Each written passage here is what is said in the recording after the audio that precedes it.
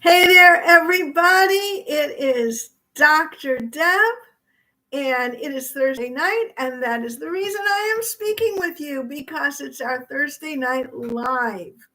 And today's topic is going to be all about trauma. And the question is, have you experienced trauma?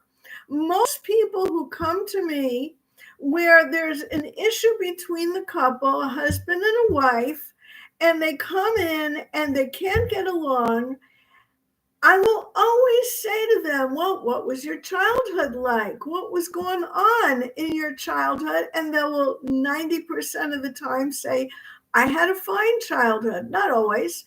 Sometimes people will acknowledge a painful childhood. But when that childhood was supposedly fine, it turns out in many cases it wasn't. So we're going to get into the wasn't part and how come you might not realize it. Thank you. Thank you. Thank you for being on and for commenting. You know, the number of people keeps changing. I don't know what's going on there, but I'm so glad you commented. And that brings me to the announcement I always make. Please, please jump in and comment because I want to hear from you. I don't like talking to myself. So I made a list of actually more than 11 things. I don't know if I'll get through all of them. You know, there are the obvious ones. If you get into drugs and gambling and addictions of any kind, porn, sex, it's all due to trauma. Now you're going to say to me, I suppose, wait a minute. How could trauma lead to so many different kinds of reactions? Because let's say a person is very anxious or very depressed. They spend the day crying all day. Well, that's trauma. That's trauma. That's trauma. So each of these definitions that appears in the diagnostic manual so that people can get paid by insurance for whenever they come in to see a therapist, each of those really boils down to trauma. There wouldn't be such a thing as anxiety. There wouldn't be such a thing as depression. There wouldn't be such a thing as addictions and all the other stuff I'm going to talk about now. If it weren't for the trauma that those people experience. And now you might say, well, wait a minute. Isn't there a genetic component to people's behavior? How are you going to tease apart a genetic component from just living in the family and learning from your family how to be whatever? You can learn how to be depressed from growing up with depressed people. You can learn how to be anxious because your parents were or one of them was. You can learn everything you need about the moods that will help you get through life. And yes, even bad moods like depression and anxiety help a child sometimes get through life. So you learn, that's called modeling. You learn from the family that you're with, and therefore, how can you separate out something genetic from something you learn? Basically, if you believe that we are not robots and we are not so pre-programmed that we can't do anything, because face it, if we were so pre-programmed that we can't do anything that we choose, then nobody would ever have to go to jail for any crime because they couldn't help it. But that's not how it works. So there might be a predisposition, yes. I could see when my granddaughter, one of my granddaughters was a little tiny person, she was shy. Is there a predisposition to shyness in her genes? Guess what? As a little tiny person, yours truly was shy. Am I still shy? Yeah, I actually am. If I'm in a big crowd of people socially, I don't necessarily know what I'm going to jibber jabber about. I can talk to you because I have a topic. Am I socially shy? Yeah. Did I overcome it 90%? Yeah. Did she? Yes, she did. So that's what I mean. You can have a predisposition to anything genetically, but it doesn't write your script for you. That's what free will is all about. We are not robots. Let me read this. Yes, coping and trauma can happen through osmosis. Yeah. And that which was passed down through the family. Exactly the point. So I want to go through all the different types of trauma. I see another person has joined. Please, please, please, if you have joined, chat in with me. That can be a precursor to the little t, yes.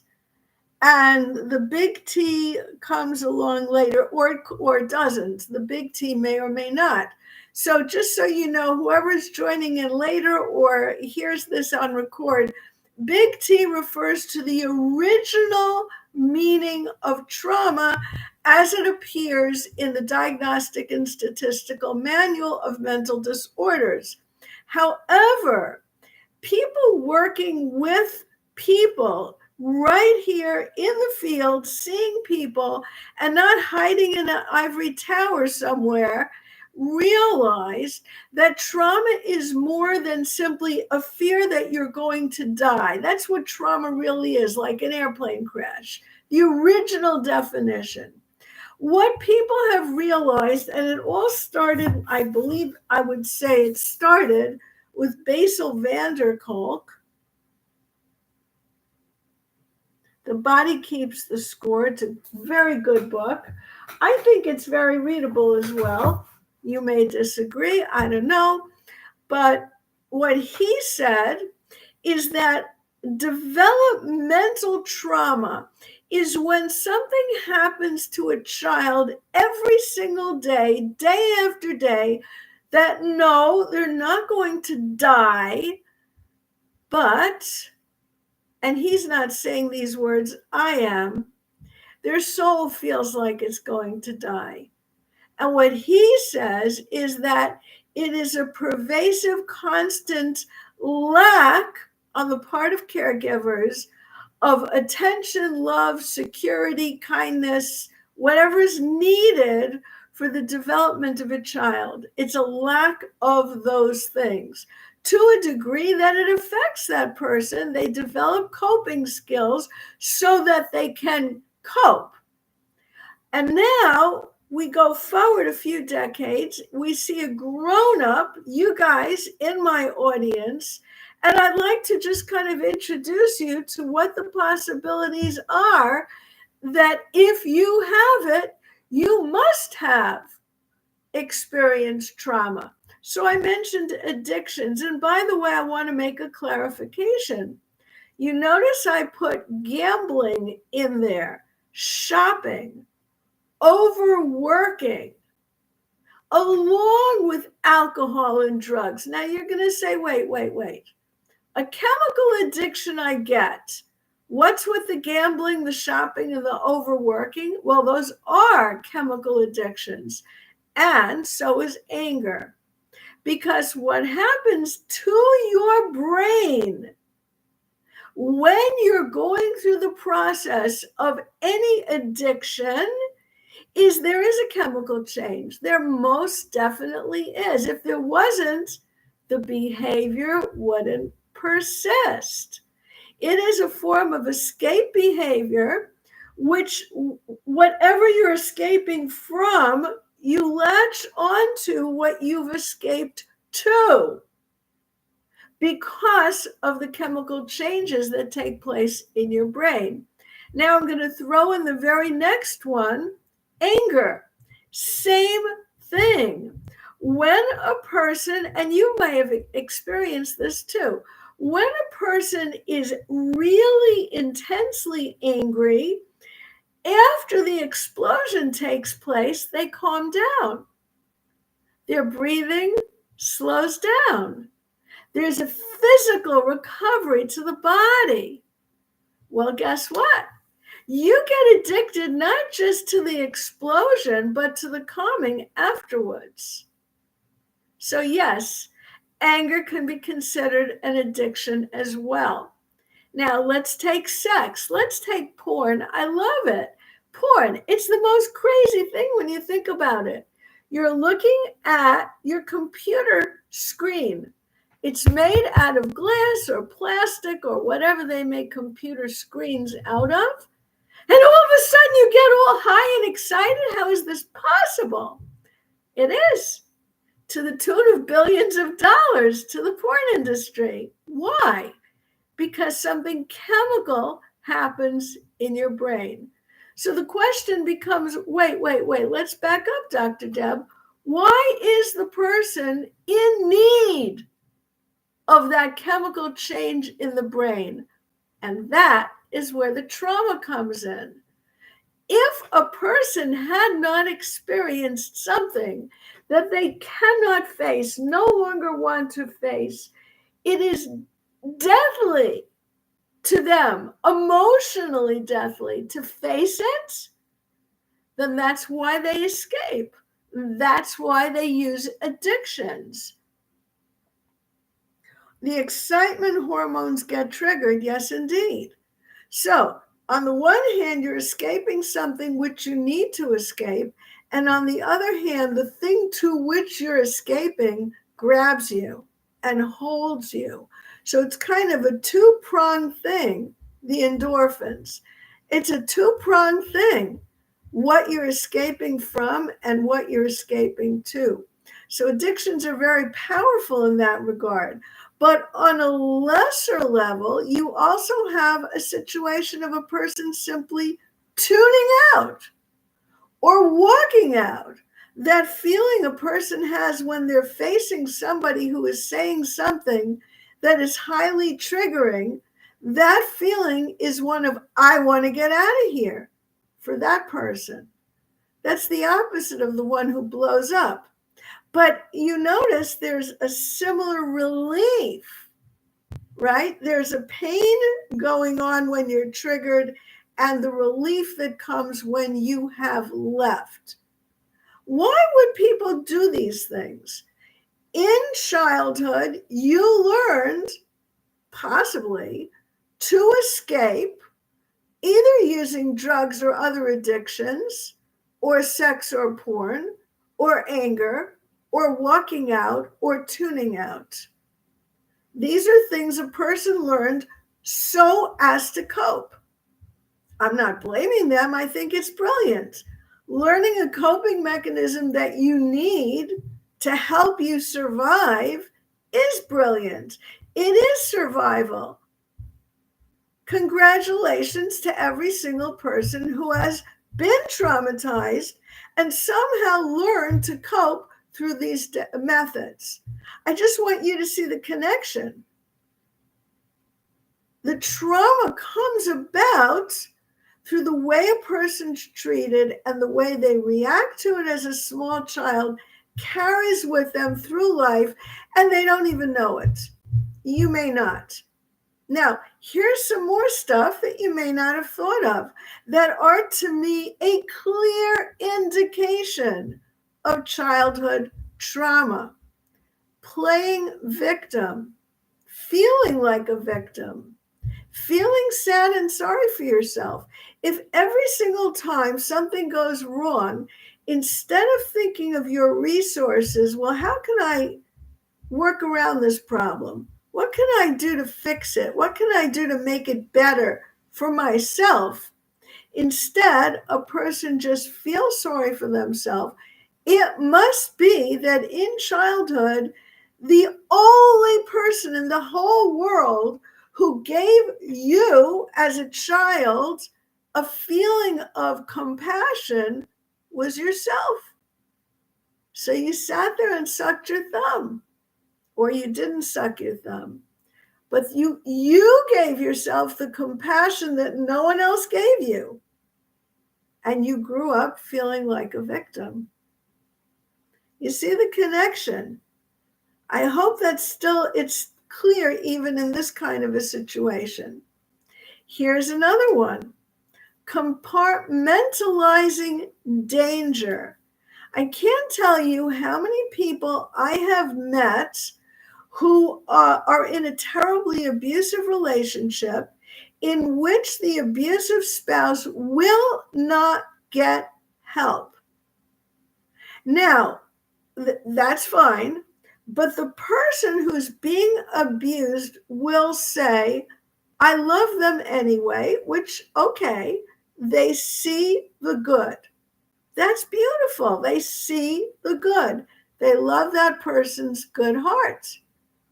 But if you're in danger, for example, the good person, the good-hearted person is not good that much of the time and can be highly abusive verbally or even physically, mentally, sexually, whichever way. Don't compartmentalize and pretend that's not there. If you do, I say you experience childhood trauma.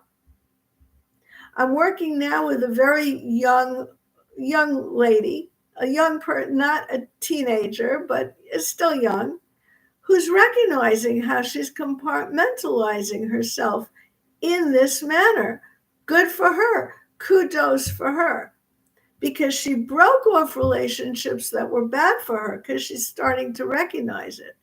Good for her. The question is, as you get older, are you still compartmentalizing?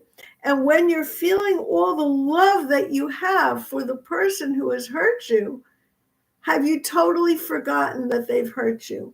Of course, you should forgive and forget if they've apologized and they're turning over a new leaf. Absolutely. But if they're not, how do you not feel it and know it? That compartmentalizing is a sign to me of past trauma. And I mentioned anger. Next one, going numb, unable to feel, shutting down emotionally, where you're facing something. You know, I've heard people say to me that they will cry at commercials, but they could not cry at their parents' funeral. When you have shut down feelings for the real stuff, sometimes the feelings leak out in other ways. And it's good that they have. But if you cannot feel, if you can't feel compassion, if you can't feel connection, if you go numb and shut down, even under emotional situations that people wouldn't, to me, that is a sign of past trauma. I'm like halfway through the list. I want to stop you. I want to see if you have any questions or comments or anything you want to throw in, arguments, that's good too.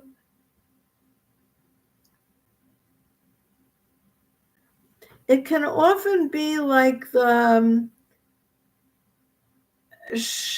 Smeagol and Golem, and the internal war that occurs with our parts and our true self. I'm not sure about the first one. Maybe that's a religious thing that I'm not familiar with. I'm sorry. I'm not familiar with that. But you're saying the internal war that occurs with our parts and our true self. Can you explain a little more what you're referring to? Because here I'm talking about these are the reactions to trauma. Are you saying that, yes, if you have an internal war between your parts and your true self, that's a sign of trauma? Oh, Lord of the Rings. Oh, my children would know what you're talking about. I'm sorry. I didn't read that. I never did. Not feeling love or empathy. Ah, yes. Sure. You can have an internal war, which also, you've raised a very good point. The more polarities inside that a person has, it's not just, well, should I take this job or should I take that job? No. It's where you have two entirely opposite feelings that are clashing with each other. For example, there's a part of you that thinks you're stupid and terrible, and there's a part of you that your true self knows you're not stupid and terrible, but this inner critic keeps blasting you and blasting you. The more people have that kind of internal conflict, it is also a sign and an indication of trauma. So very good. I didn't have it on my list.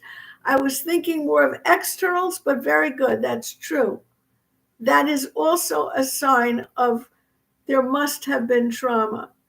In fact, the more polarized parts of a person there are, like the honest one versus the one who thinks the honesty is stupid, as an example, and a whole line of more of these polarized opposite parts, the more of those there are, the worse trauma you must have suffered as a kid.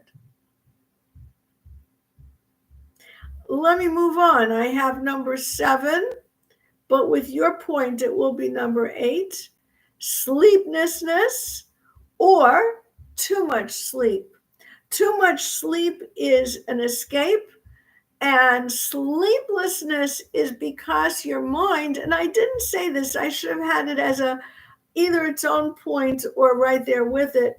If your mind is disturbed about stuff going on in your life and obsessively goes over and over and over and over it, that to me is a sign of trauma as well, which is exactly what I said at the very beginning of this talk, that a person will have what are ordinary diagnoses like depression or anxiety. And I'm saying, no, the real thing is the trauma that caused the depression or anxiety.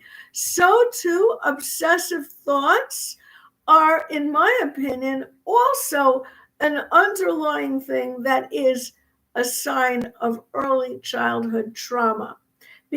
Because when a person is in a situation where they keep going over something, what it means is they're trying very hard to find a solution to a problem that they don't have enough information or power in a situation to be able to solve.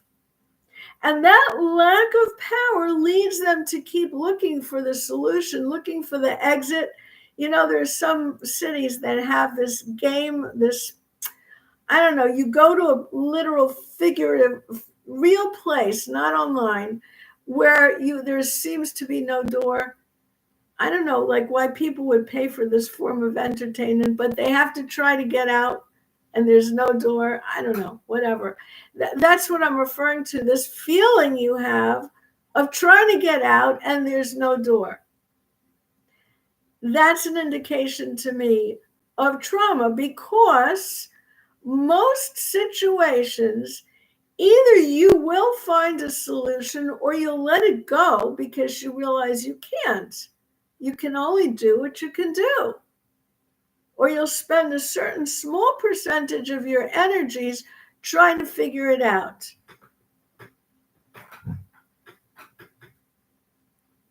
Okay, so now we have the next one, number 9, which would really be 10, big fears. Being afraid of normal things is healthy, right? So you don't want to walk through a neighborhood that's dangerous without protection, whether it's from police or a bodyguard or something like that, because you might end up being hurt. That's a normal fear. To have a little queasiness when you're about to go to the doctor and you're waiting for a diagnostic result of a test, well, it's normal to have a little anxiety there too, a little bit. But if a person is terrified of more than one thing, I mean, you can have one thing, like a dog jumped you and now you're scared of dogs, but if a person just has big fears all the time, to me, that's a sign of childhood trauma too. Because when a parent was frightening, that feeling entered the child of fear, which is normal and healthy because you want to protect yourself.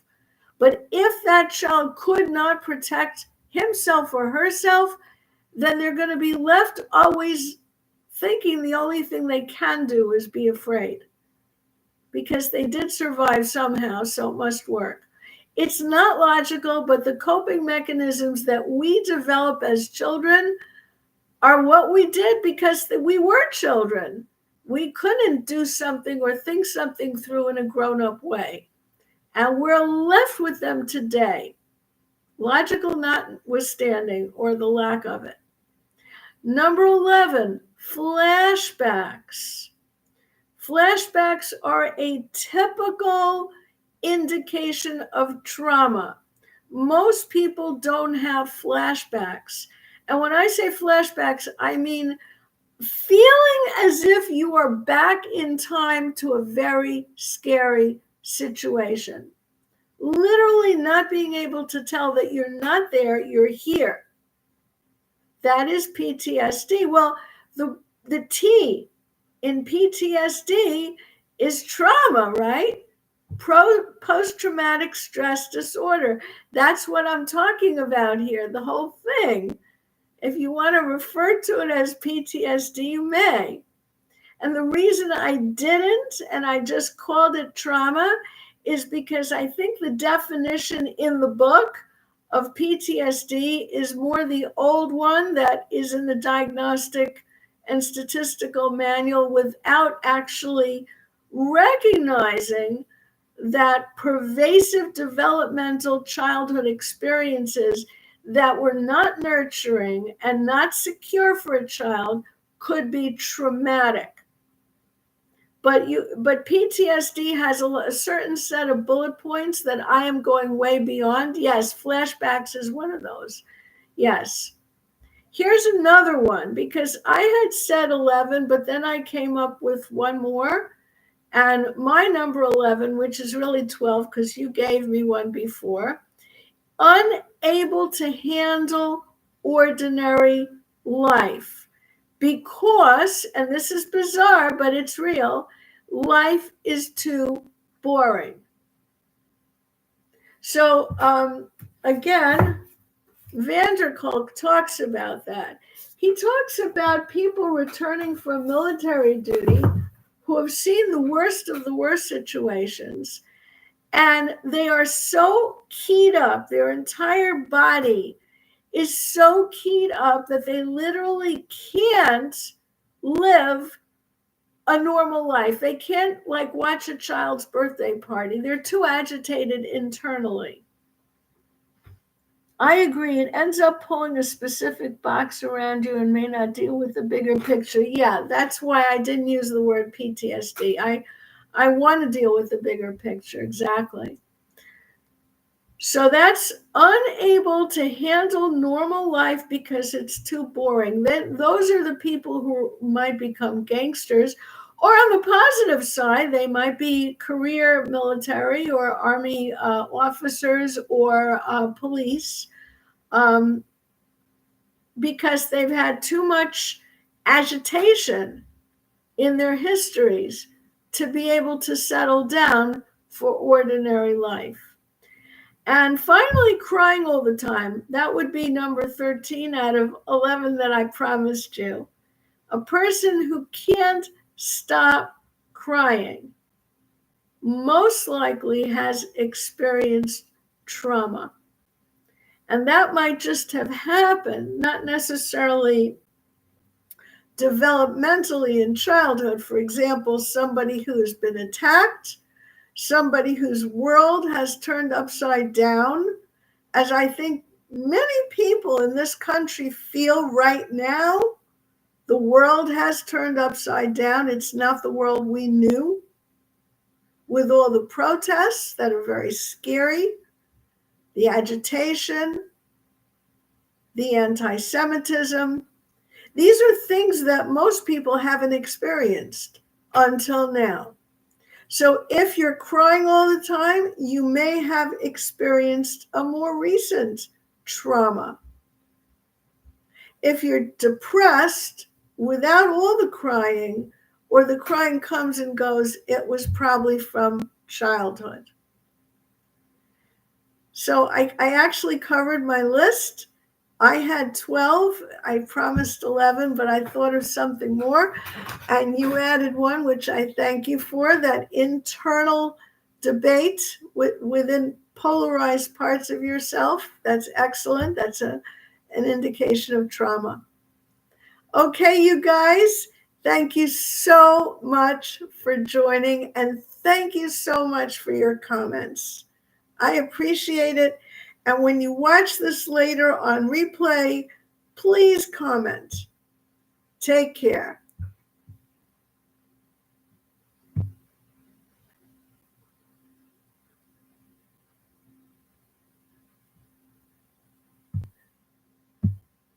I'm just reading this comment here. I have loved ones who have always needed a new thrill, excitement, change, not being able to be content.